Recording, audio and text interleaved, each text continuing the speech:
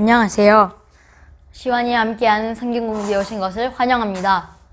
이번 시간에는 지난 시간에 이어서 예수님이 자신의 죽음과 부활을 예고하시는 내용인 마태복음 16장 20절에서 28절의 내용을 나눠보도록 하겠습니다.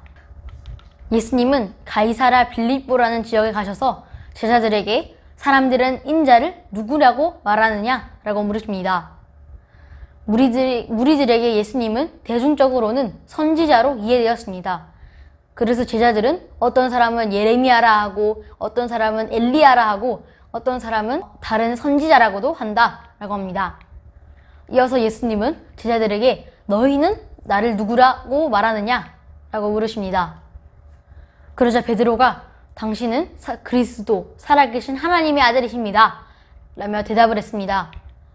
여기서 살아계신 하나님이란 말은 우상들이나 이방세계의 거짓 신들과는 달리 참신 또는 진짜 신을 의미합니다. 또 하나님의 아들은 유대 독자들에게는 왕을 가리키는 표현이었습니다. 왜냐하면 하나님의 아들은 바로 메시아를 뜻했기 때문에 메시아는 또 자신들에게 와서 자신들을 구하고 왕이 될 것이고 보좌에 앉을 것으로 생각했기 때문입니다. 그러나 베드로가 말하는 하나님의 아들은 단순히 인간들의 왕을 넘어서 우리를 구원하실, 죄로부터 구원할 진짜 메시아를 뜻합니다. 특히 11장 25절에서 27절에서 예수님이 성부 하나님께 기도하시고 28절에서 수고하고 무거운 짐진 자들아 다 내게로 오라 라고 하신 내용이 베드로에게 큰 인상을 주었을 것으로 생각합니다. 베드로는 자신의 능력과 자신의 조건이 아니라 하나님의 능력으로서 믿음으로 예수님의 정체를 알게 됐고 깨닫게 되었습니다. 베드로의 신앙 고백과 같이 예수님을 하나님의 아들로 고백할 수 있는 것도 베드로에게 주어지는 하늘의 복으로 생각할 수 있습니다. 이어서 예수님은 반석 위에 내 교회를 세우리니 라고 하십니다. 여기서 이 반석에 대해서는 4가지 정도의 견해가 있습니다. 첫 번째는 시몬 베드로가 바로 이 반석이라는 것이라고 생각하는 사람들도 있고, 두 번째는 예수님을 의미한다고 생각하는 사람들도 있고, 세 번째는 12사도들을 의미한다고 생각하는 사람들도 있습니다. 마지막은 베드로의 신앙 고백이 반석이 된다라고 생각하는 사람들도 있습니다. 첫째는 시몬 베드로가 반석이라는 견해입니다. 첫 번째 견해를 따르면 예수님은 교회를 세우는 주체이시고 베드로는 예수님께서 교회라는 구조를 세우시는 바위가 기초가 된다는 말입니다. 둘째는 반석이 예수 그리스도라는 견해입니다. 신약에서 그리스도는 시편 118편 22절에서 근거해서 교회의 모퉁이 돌로 묘사되는 경우가 많습니다. 바울은 고린도전서 3장 11절에서 이 닦아둔 것 외에 능히 다른 터를 닦아둘 자가 없으니 이 터는 곧 예수 그리스도라 라고 하면서 직설적으로 바로 이 반석이 예수님을 의미한다고 합니다. 세 번째는 반석이 사도들을 의미한다고 생각하는 견해입니다.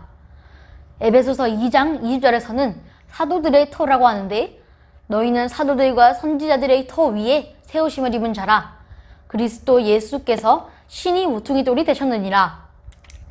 베드로의 신앙 고백은 하나님을 진정한 신으로 모시고 자신을 연약한 인간으로 인정하고 하나님께 도움을 구하는 기독교의 가치관이 담겨져 있는 것입니다. 이 4가지 견해에 대해서 자세히 살펴보자면 베드로가 반석이라고 해서 권위적인 면에서 가장 위에 있는 것은 아닙니다. 첫 번째 견해에 따른다면 베드로가 12사도 중에서 가장 권위가 있는 사도라는 말인데, 그런데 베드로는 가장 권위가 있는 사도가 아닙니다. 왜냐하면 사도행전을 본다면 다른 사도에게 보냄을 받기도 했으며 바울사도에게 책망을 받기도 했습니다.